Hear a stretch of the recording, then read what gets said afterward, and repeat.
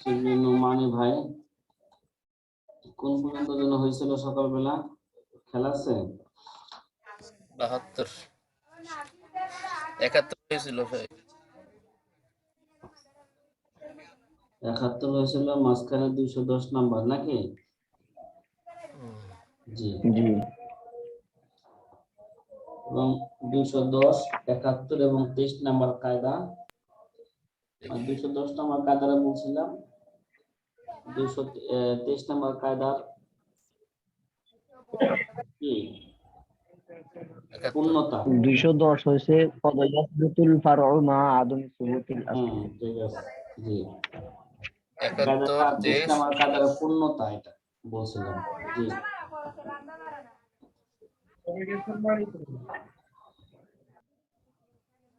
এখন আমাদের 72 নাম্বার কায়দা শুরু হবে নাকি এখান থেকে 72 জি আমাদের 72 নাম্বার কায়দা হচ্ছে কি ভাই তাখিরুল বায়ান আন ওয়াক্তিল হাজাতি লা ইয়াজুজু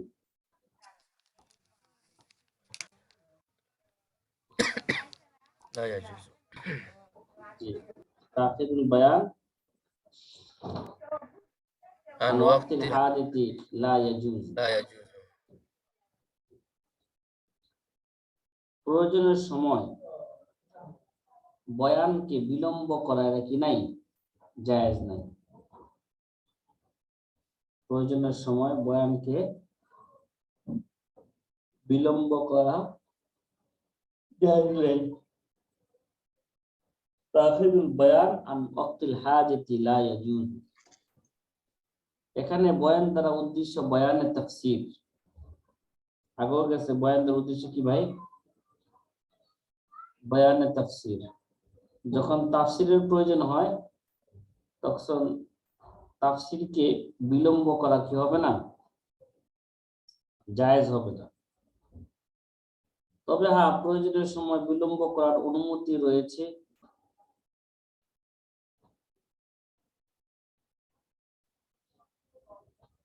অবশ্য বয়ানের তাকয়ীদ তো বিলম্ব হতে পারে এর কারণ হলো বয়ানের তাফসীরকে প্রয়োজনের সময় বিলম্ব করার ক্ষেত্রে অজ্ঞাত বস্তুর মুকাল্লাফ বানানো লাজেম আসবে আর অজ্ঞাত বস্তুর মুকাল্লাফ বানানো তার উপর আমল করা অসম্ভব হওয়ার কারণে অসম্ভব সুতরাং বয়ানের তাফসীরকে বিলম্ব করা কি নাই জায়েজ নাই রাসূল করিম সাল্লাল্লাহু আলাইহি ওয়াসাল্লাম গনিমতের সম্পদে খেয়ানতকারীর ব্যাপারে কঠিন ধমকি দিয়েছেন ফলে এক ব্যক্তি একটি বা দুটি জুতার ফিতা নিয়ে হাজির হলেন তখন রাসূল সাল্লাল্লাহু আলাইহি ওয়াসাল্লাম বলেন ইহা আগুনের একটি বেল হবে অনুরূপভাবে যুদ্ধের ময়দানে এক ব্যক্তি শহীদ হওয়ার সংবাদ রাসূল সাল্লাল্লাহু আলাইহি ওয়াসাল্লামকে দেওয়া হলো তিনি বললেন যে কাল্লা ইন্নী রাআইতু ইয়াজুরু ইলান নার বিইবাআতি গিল্লিহা রাসূল সাল্লাল্লাহু আলাইহি ওয়াসাল্লামের এই ইরশাদ দলিল যে খেয়ানত করা মহা অপরাধ কিন্তু অপরাধের কারণে খেয়ানতকারী সামান্যপত্র জ্বালিয়ে দেওয়া যাবে না কেন রাসূল সাল্লাল্লাহু আলাইহি ওয়াসাল্লাম তা বয়ান করেননি যদি এই বিষয়টি জরুরি হতো অবশ্যই সে সময় তথা জরুরতের সময় রাসূল সাল্লাল্লাহু আলাইহি ওয়াসাল্লাম বয়ান করে দিতেন কারণ বয়ানকে জরুরতের সময় বিলম্ব করা কি নাই জায়েজ নাই হযরত জাবের রাদিয়াল্লাহু তাআলা বলেন লাইসা ফিল গুলুলি কতরুন ওয়ালা নিকালুন এই উক্তিতে সুস্পষ্টভাবে সামানাপত্র জ্বালিয়ে দিতে নিষেধাজ্ঞা রয়েছে কেননা আগুনে জ্বালিয়ে দেওয়া তো বড় শাস্তি মোট কথা যেখানে বয়ানের প্রয়োজন সেখানে কি করতে হবে? অবশ্যই কি করতে হবে? বয়ান করতে হবে, বয়ানের তাফসীর করতে হবে। রাসূল করিম সাল্লাল্লাহু আলাইহি ওয়াসাল্লামের যে বিভিন্ন আমল দ্বারা বোঝা যায় যেখানে আল্লাহ রাসূল বয়ান করার প্রয়োজন মনে করছেন, জরুরত ছিল সেখানে বয়ান করছেন, যেখানে করেন নাই, প্রয়োজন নাই সেখানে করেন নাই। আমরা দুইটা হাদিস এবং সাহাবায়ে কেরামের আমল ধারা আমরা বুঝতে পারলাম।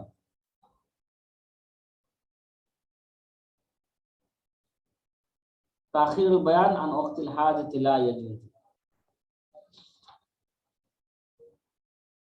73 নম্বর কায়দা আমাদের التوقيت لمدة لا يعيش الإنسان غالبا تأبيد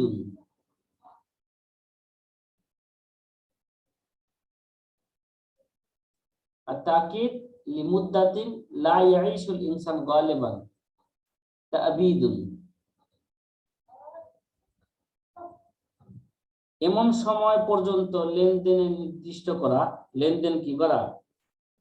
তাওকিদ লিমুদ্দাতিন, তাওকিদ লিমুদ্দাতিন মানে এমন সময় পর্যন্ত লেনদেন নির্দিষ্ট করা যে সময় পর্যন্ত সাধারণত মানুষ জীবিত থাকে না। লা ইয়াইশুল ইনসানু গালিবান, যে সময় পর্যন্ত সাধারণত মানুষ কি থাকে না? জীবিত থাকে না। যদি ওই সময় পর্যন্ত লেনদেনকে যদি কি করে, লেনদেনকে যদি নির্দিষ্ট করে, তাহলে তার তাবিদ মানে সর্বদা করণ হিসাবে কি হবে? গণ্য হবে, মানে স্থায়ী হিসাবে কি হবে? না গণ্য হবে। কে কিছু বলছিলেন? শিবলি ভাই কিছু বলছেন? জি না, বলে নেই। আর তাওকিদ লিমুদ্দাতিন লা ইয়াইশুল ইনসানু গালিবান তাবিদ। একটা মানুষ সাধারণত কত বছর বাঁচে বর্তমান যুগে? বর্তমান যুগে একটা মানুষ ঊর্ধ্বে হয়তো 120-30 বাঁচে, নাকি এরকমই তো? না এর চেয়ে বেশি বাঁচে? না, হয়তো গড়ে 60 বছর বাঁচে। কিছু কিছু মানুষ দেখা যায় 100-র ঊর্ধ্বেও চলে যায়। এরকম কি পাওয়া যায়? দেখা যায় মানুষ পাওয়া যায় যে সে 100-র উপর বয়স আছে, আছে না? জি আছে। জি। তিনি এখানে বলতেছেন আত-তাওকিদ লিমুদ্দাতিন, কোন একটা নির্দিষ্ট সময় কোন একটা লেনদেনকে এমন সময় পর্যন্ত কি করা? তাওকিদ করা, নির্দিষ্ট করা। লা ইয়াইশুল ইনসানু গালিবান, যে সময় পর্যন্ত সাধারণত মানুষ কি থাকে না? জীবিত থাকে না। তাহলে এই তাওকিদটা কিসে পরিণত হয়ে যাব? এই তাওকিদ দ্বারা উদ্দেশ্য হবে তাবিদ। কি হবে? তাবিদ মানে সর্বদাকরণ হিসাবে এটা কি হবে? গণ্য হবে, স্থায়ীভাবে এটা গণ্য হবে। এইভাবে একটা উদাহরণ বুঝেন। মনে করেন আমাদের দেশে আগে যে ফ্ল্যাট গুলো বিক্রি হইতো কত বছরের জন্য? লেখা থাকতো আগে 100 বছরের জন্য, ঠিক না? কত ভাই? জি, 100 বছর। 100 বছরের জন্য। বর্তমানে এটা একটু নিয়মটা চেঞ্জ হয়েছে, এখন হলো সে জমিও কিনবে, ফ্ল্যাটও কিনবে। ঠিক আছে, এখন জমি সহকারে ফ্ল্যাট। মানে আগেরটাই ধরি, একটা জিনিস ধরলাম, যে উদাহরণ দিতেছিলাম। মনে করেন ফ্ল্যাট কেনার সময় শর্ত লাগাইলে 200 বছরের জন্য ক্রয় করলাম। কয়শো বছরের জন্য? 200 বছর। 200 বছরের জন্য। তাহলে একটা মানুষ কি সাধারণত 200 বছর বাঁচে বর্তমান যুগে বলেন? জি না। তাহলে এই জায়গায় মানে এমন সময়টা যদি এইভাবে নির্ধারিত করে যে পর্যন্ত সাধারণত মানুষ বাঁচে না, তাহলে বুঝতে হবে সে আজীবনের জন্য ক্রয় করেছে। কিসের জন্য ভাইটা? সর্বদায়ের জন্য কি করেছে? সর্বদায়ের জন্য সে ক্রয় করেছে। আর তাওকীদ লিমুদ্দাতিন লা ইয়াইশুল ইনসানু গালিবান তা'বীদ, অর্থাৎ এমন চুক্তি সর্বদায়ের জন্য হবে। কি হবে? তাবিদ, এমন চুক্তি কি হবে? সর্বদার জন্য হবে, সর্বদায়ের জন্য হবে। আর এই কায়দায় ওই সকল চুক্তি ও লেনদেন শামিল হবে যেগুলোতে তাবিদ বা সর্বদার জন্য হওয়া জরুরি। এই কায়দায় ওই সকল চুক্তি এবং লেনদেন কি হবে? শামিল হবে যেগুলোতে তাবিদ বা সর্বদার জন্য হওয়া কি জরুরি। যদি সেই চুক্তি সমূহ এত মুদ্দাত বয়ান করা হয় যে মুদ্দাত পর্যন্ত সাধারণত মানুষ জীবিত থাকে না, তাহলে তা তাবিদ হিসাবে কি হবে? গণ্য হবে এবং চুক্তি কি হয়ে যাবে? বিশুদ্ধ হয়ে যাবে। চুক্তি বিশুদ্ধ হয়ে যাবে। যেমন মনে করেন বিক্রয় চুক্তিতে বিক্রেতা বলল আমাদের এই চুক্তি 200 বছরের জন্য। বিক্রয় চুক্তিতে কি বলল? বিক্রেতা বলল আমাদের এই চুক্তি 200 বছরের জন্য। তাহলে এর কারণে বিক্রয় চুক্তিতে কোনো সমস্যা হবে না, কারণ বিক্রয় চুক্তিতে তাবিদ হলো মূল। কি ভাই? তাবিদ হলো কি ভাই? মূল। আর তাওকীদ বা সময় নির্ধারণ এরা তাকিদের হুকুমেরই অন্তর্ভুক্ত। তাবিদের হুকুমেরই কি ভাই? অন্তর্ভুক্ত। কিন্তু ইজারা চুক্তি এর বিপরীত। কি ভাই? ইজারা চুক্তিটা কি হবে? এর বিপরীত হবে। কেননা আমরা কি ভাড়া কি কখনো ভাড়া কি 100 বছর জন্য নেয়? 200 বছর জন্য নেয়? বলেন। জি না, নেয় না। তার মানে আমরা আগেও বলছিলাম এই কায়দা ওই সকল চুক্তি লেনদেন শামিল হবে যেগুলোতে তাবিদ বা সর্বদার জন্য হওয়া জরুরি। ভাড়া কিন্তু সর্বদার জন্য নেয় না। নেয় না।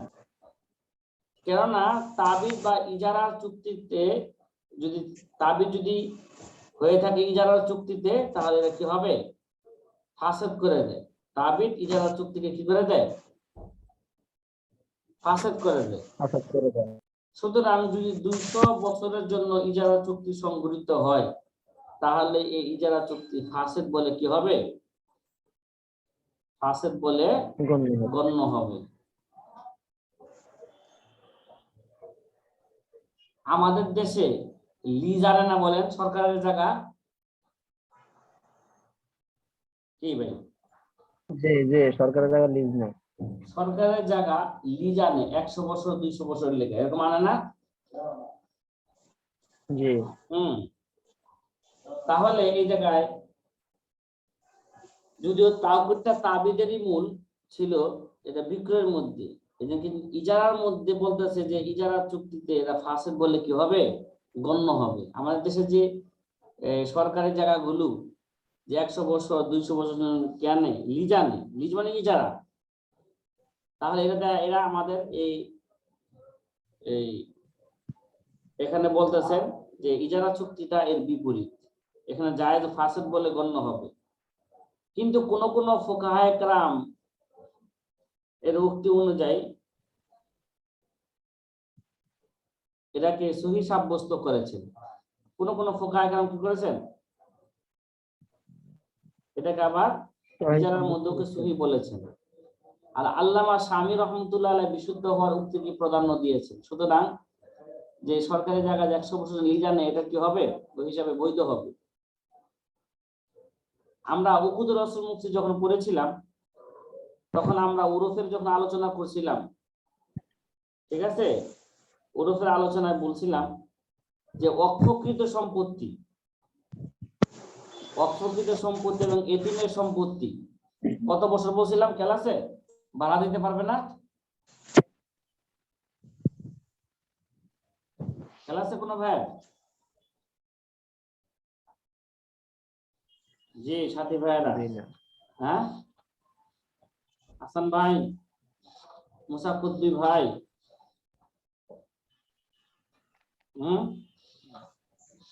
জি শেখ, খেলা আছে? বুঝতেছি। হ্যাঁ, বুঝেন নাই কি বলছি? হ্যাঁ,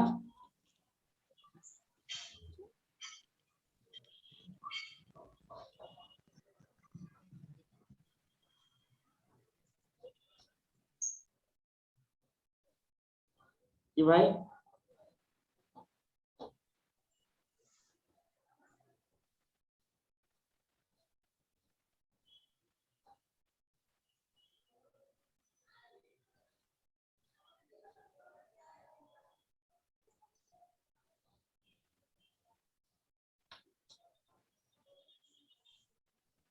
যে আমরা কতগুলো ওরফের মধ্যে আমরা উপজাসম 26টা উদাহরণ দিয়েছিলাম। কয়টা? যে জামানার পরিবর্তনের কারণে বা মাসলার মধ্যে কি আসছে? পরিবর্তন আসছে।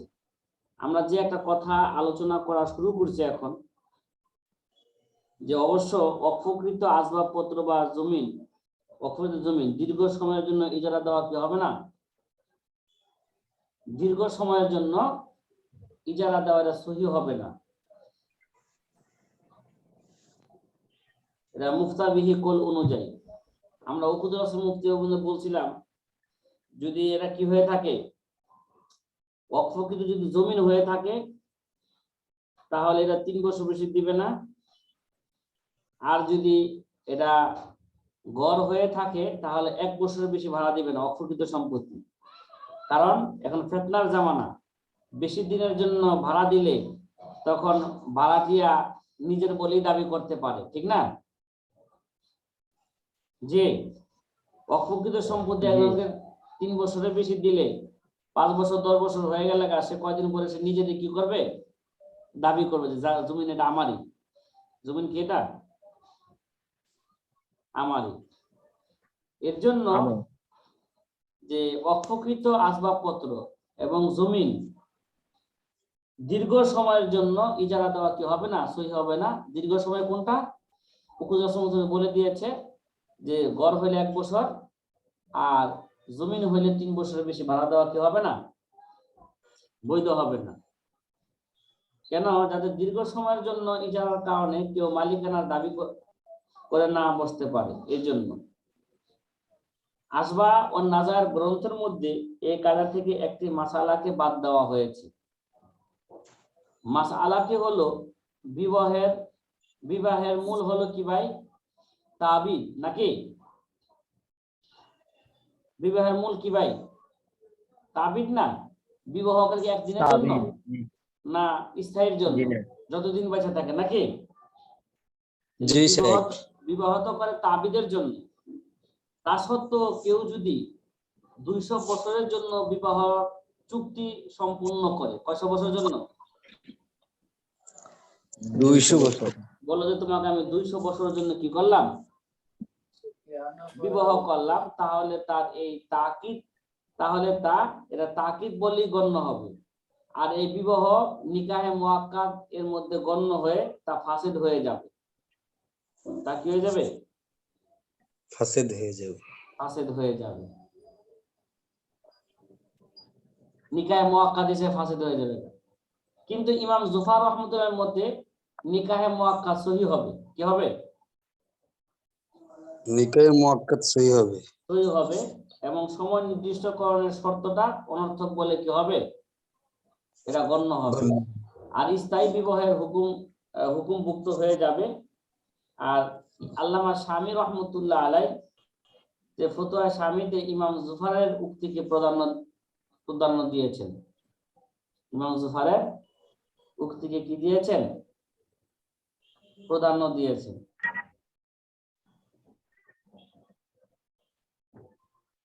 কথা কি বোঝা আসছে? জি। তাকিদ আর তাওকিদ লিমুদ্দাতিন লা ইয়াইশুল ইনসানু গালিবান তাবিদ, এটা কি হয়ে যাবে? তাবিদ হয়ে যাবে, সর্বদায়ের জন্য হয়ে যাবে।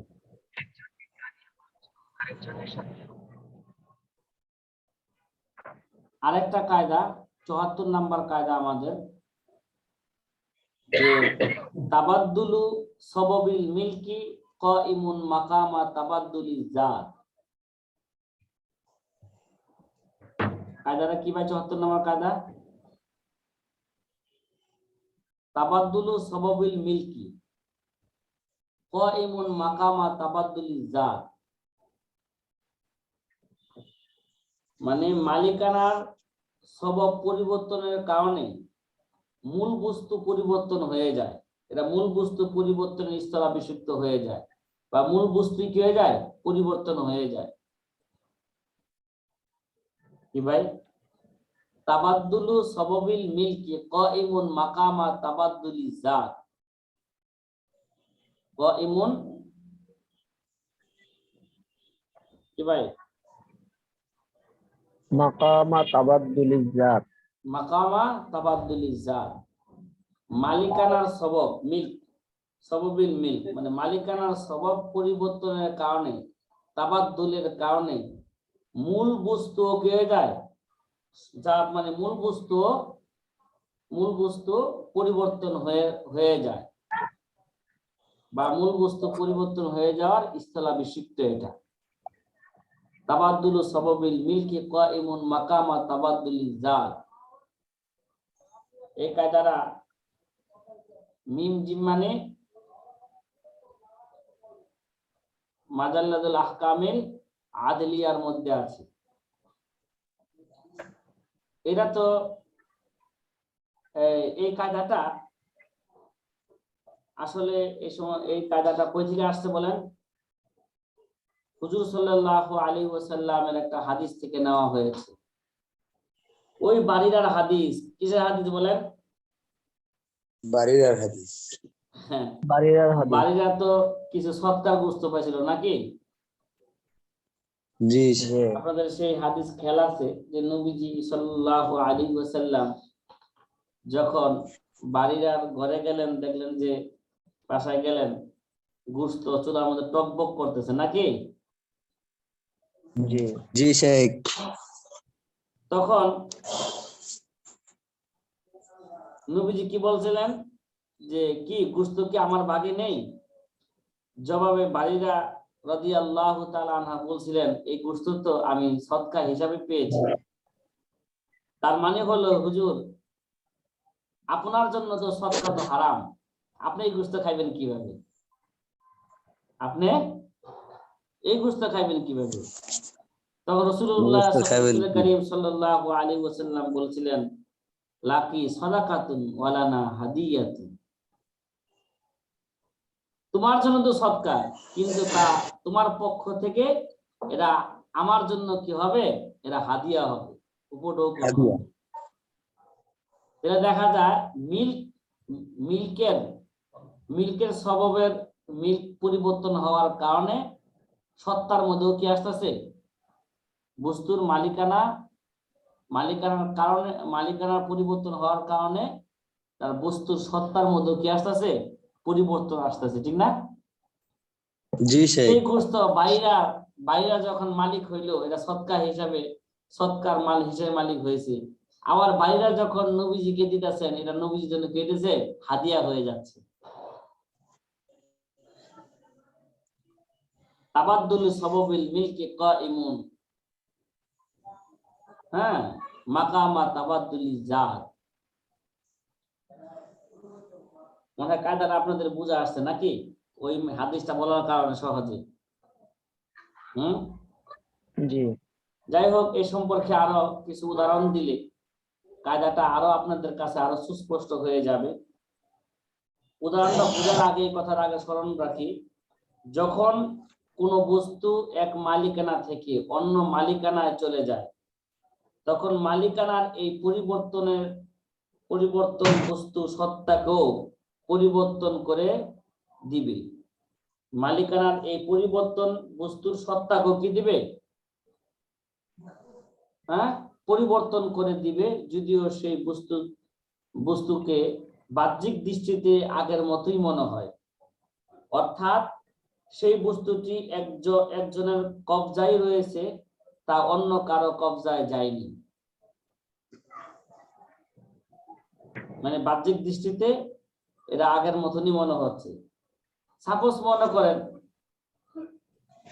ভাই আপনার জমিন আপনার ভাইকে সৎকা করে দিলেন, ঠিক না, দান হিবা করে দিলেন। আগে কে মালিক ছিল বলেন? আপনি। এখন আপনার ভাইকে এটা হিবা করে দেওয়ার কারণে এখন মালিক কি হয়েছে বলেন? ভাই।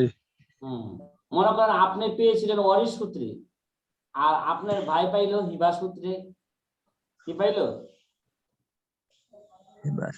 হিবা সূত্রে। তাহলে সত্তার মধ্যে কি হয়েছে? বস্তুর মিলকিয়তের মধ্যে পরিবর্তন হওয়া মানে বস্তুর সত্তার মধ্যে কি হওয়া? পরিবর্তন হওয়া। পরিবর্তন হওয়া। উদাহরণস্বরূপ বুঝেন, কেউ নিজের একটি জমিন কাউকে হিবা করে দিল, তারপর হেবা থেকে রুজু করতে গিয়ে সেই জমিন ফিরিয়ে নিল। কি নিল? একজনকে একটা জমি হিবা করে দিয়েছে, কিন্তু আবার সে কি করছে? হিবা থেকে রুজু করে সেই জমি কিনেছে, আবার তার থেকে ফিরিয়ে নিয়েছে।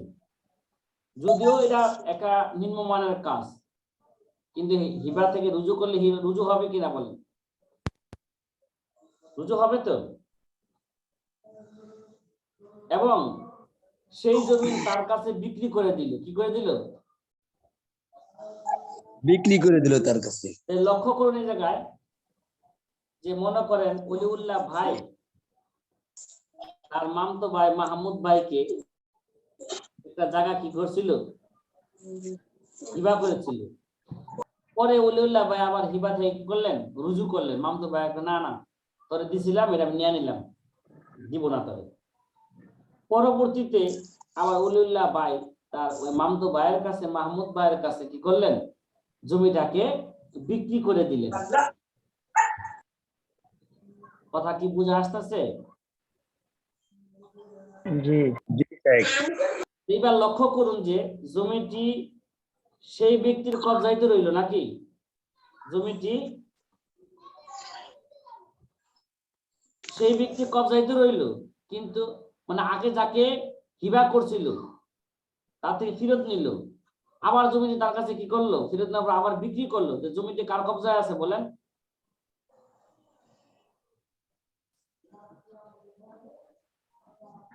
বলেন না। জমিটি তো সেই ব্যক্তির কবজায় রইল, মানে মাহমুদ ভাইয়ের কবজায় রয়েছে, কিন্তু প্রথমে জমিটি তার কবজায় হিবা হিসাবে ছিল। কি হিসাবে ছিল?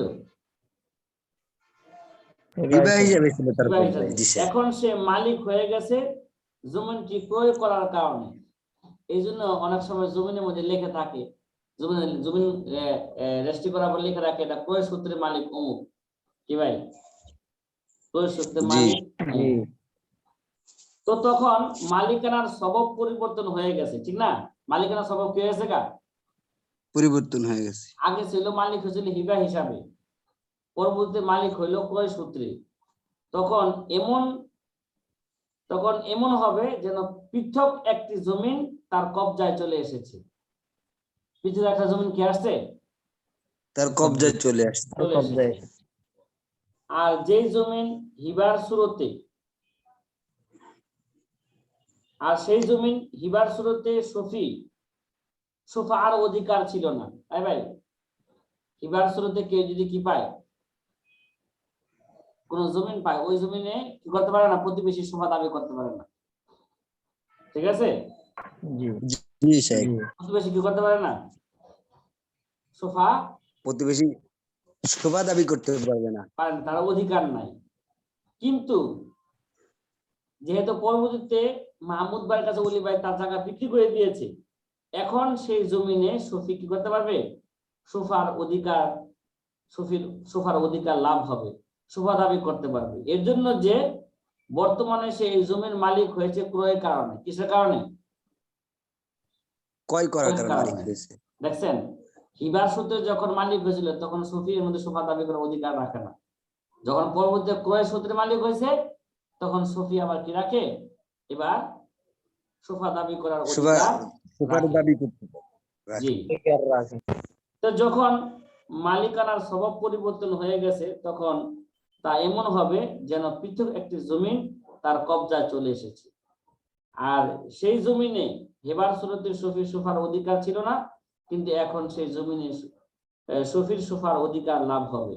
এর জন্য যে বর্তমানে সে ক্রয়ের কারণে জমিনের কি হয়েছে, মালিক হয়েছে। আর মালিক স্থাবর হয়েছে। সম্পত্তি বিক্রয়ের সুরতে সুফার অধিকার লাভ হয়, ঠিক না? আমরা কিতাবুল হেদায়া রাবের মধ্যে আমরা এগুলো পড়েছি। সুতরাং এখানে শফির সুফার অধিকার লাভ হবে।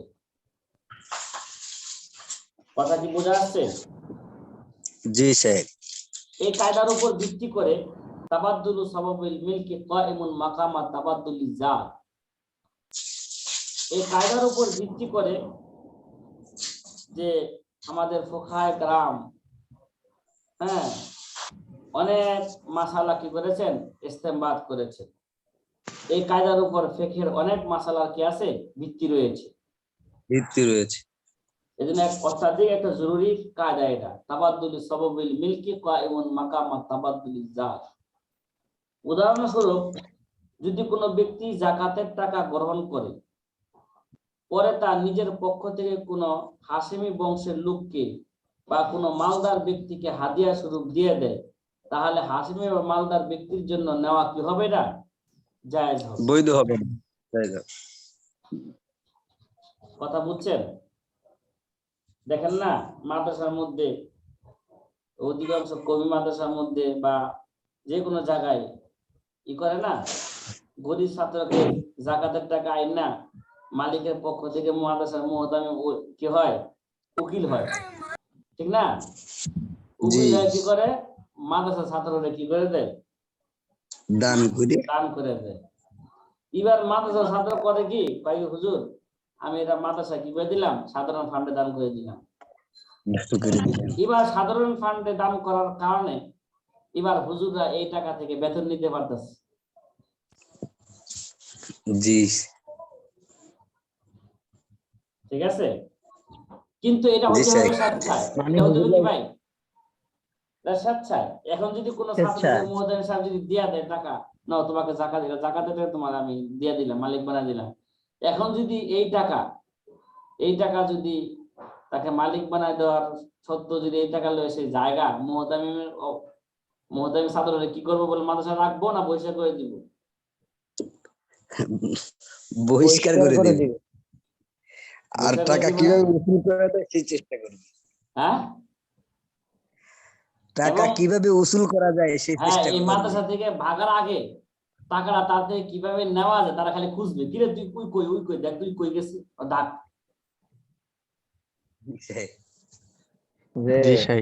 ঠিক আছে, তেলে মানে টাকা এখন এরা খাইবে।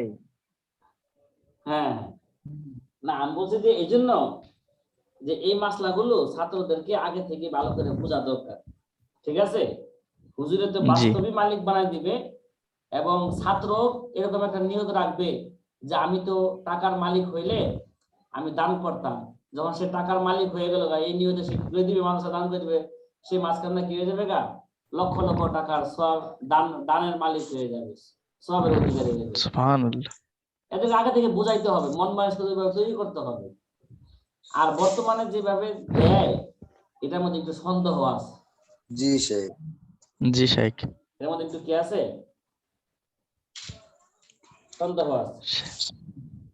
শেখ অনেক কয়েক বছর আগে আমার সাথে এরকম ঘটনা ঘটছিল। মুহতামিম সাহেব হুজুর কিছু টাকা আমার কাছে দিছে, বলতেছে এটা তোকে দিলাম রমজানের পরে বলতেছে এটা মাদ্রাসায় দান কর। আমি বললাম হুজুর আমার এত টাকা দিছেন কেন? কয় তোর এটা দিয়ে দিলাম। বললাম হুজুর এত টাকা আমি দান করবো না, কিছু টাকা দেই আর কিছু টাকা রাখি। হুজুর কয় না, সবগুলো দে, মাদ্রাসায় দান কর। পরে সবগুলো দিয়ে দিছি। আচ্ছা, মানে আপনি যদি দান না করতেন আপনার 12টা বাঁচত। জি শেখ, ঠিক আছে। জি, হুজুরের মাদ্রাসার জায়গাতে টাকা আসলে আমার কাছে দিয়ে নেবেন। আচ্ছা আচ্ছা, আর মাসলাটা শিখে ফেলছেন না? জি শেখ, এখন আমার কোনো ভয় নাই। আমার কোনো ভয় আছে? হ্যাঁ? জি না। হুম। শেখ এখানে যদি শর্ত জোড়া দেয় মোহতামিম সাহেব যে ছাত্রের কাছে যে তুমি এই যে তোমাকে আমি এই টাকা দিতেছি তোমাকে মাদ্রাসায় দান করতেই হবে। না, এই শর্ত দিলে সে মালিকানা হলো না। মালিক মানে কি? পূর্ণ হস্তক্ষেপের অধিকার থাকতে হবে। যে মালিক বানাইল না তাকে, তাকে তো জিম্মি বানায় রাখো। জি ঠিক আছে, জি তাকে পূর্ণ কি দিতে হবে? হস্তক্ষেপ করার অধিকার। মালিক মানে কি? সে এখন পূর্ণ সে হস্তক্ষেপ করে কি রাখবে? এখানে অধিকার রাখবে। অধিকার রাখ এই জন্যই তো যে নাকি সম্পদের মালিক, সে যদি তার জীবিত দশায় সম্পদকে সে যাকে খুশি তাকে দান করে, তাহলে তার ওই লোকের সন্তানের অধিকার নাই বলার বাবা তুমি দেও কেন? হ্যাঁ, আবেদন করতে পারে, বাবা সব মানুষের দিও না, আমাদের জন্য কিছু রাখো। জি দরখাস্ত দিতে পারে, কিন্তু অধিকার আবদার নাই। করতে পারে। বাধা দেওয়ার কি নাই? আর অধিকার যদি নাই। এমন হয় অধিকার যে নেই। দেওয়ার সময় নিয়ত থাকে যে মুদ্রা দিয়ে ফেরত দেবে না, হ্যাঁ, যে দেওয়ার সময় যদি নিয়ত থাকে এরকমের, কি বলছে এই যে সে যে টাকাটা মানে টাকা বা একজনকে একটা জিনিস দেওয়ার পরে যে তাকে দেয় আবার সে আবার দেবে, এরকম নিয়ত করার উপরে যদি দেওয়া হয় মালিক বানানো হয়। হুম, এটা তো আশা, এটা আশা সে দিবে, তো নাও দিতে পারে। ভাই, সব আশা কি পূর্ণ হয় দুনিয়াতে? জি না। জি না সব আশা পূর্ণ হয় না। তদ্রুপ ভাবে কোন এক ব্যক্তি যদি নিজ জীবদ্দশায় কোন নিকটতম আত্মীয়কে কিছু সৎকার দিল, কি দিল? এক ব্যক্তি তার জীবদ্দশায় তার নিকটতম আত্মীয়কে কিছু কি দিল? সৎকার দিল। অতঃপর যাকে সৎকার দিয়েছিল সে মারা গেল। কি গেল? মনে মারা করেন গেল। এক ভাইয়ের কিছু জমি আরেক ভাইকে দিয়ে দিল, দান করে দিল, ঠিক আছে? কিন্তু যাকে দান করেছিল সে কি গেল? কি গেছে? আবার মারা মারা গেছে। গেছে। মারা যাওয়ার সময় তার কোনো কি নাই? ওই ভাই ছাড়া আর কোনো কি নাই? ওয়ারিশ নাই। তাহলে ওই ভাই না, যেটা ভাইকে দান করেছিল, ওই ভাই আবার কি করলো? ওইটা ভাই, এই ভাইয়ের মৃত্যুর পরে সে মিরাস হিসাবে, মিরাসের অধিকার হিসাবে সে আবার কি পেয়ে গেল? সম্পদ পেয়ে গেল। তাহলে সৎকারী সেই বস্তুর কি হয়ে যাবে? এখন ওয়ারিশ হিসাবে মালিক হয়ে যাবে, এবং সে সৎকারও কি পেয়ে যাবে? সওয়াব পাওয়া যাবে। প্রথমে ভাইকে নিজের জায়গাটা দান করছিল, পরবর্তীতে ভাই মারা যাওয়ার পরে ওই সে আসাবা হিসাবে ওই সম্পত্তির সে কি হয়েছে? মালিক হয়েছে। তাহলে সে দানের সওয়াব পাইবে, আবার আসাবা হিসেবে সম্পদ তার কাছে কি আসলো? হ্যাঁ, ফিরে আসলো। কথা কি ভাই বুঝা আসছে? জি আচ্ছা। আর এই মূলনীতিটি একটা তো হাদিস থেকে নেওয়া হয়েছে বলছিলাম নাকি? কই থেকে? লাকি সাদাকাতুন ওয়ালানা ওলানা হাদিয়া হাদিয়া লাকি সাদাকাতুন ওয়ালানা ওলানা হাদিয়াতুন। তো এই হাদিস শরীফ থেকে বোঝা যায় যে, বোঝা আসে যে মালিকানার পরিবর্তন ধারা বস্তুর সত্তার মধ্যে কি আসে? পরিবর্তন আসে। এই কায়দার উপর অনেক মাসালার ভিত্তি। যেমন এক ফকির যাকাতের টাকা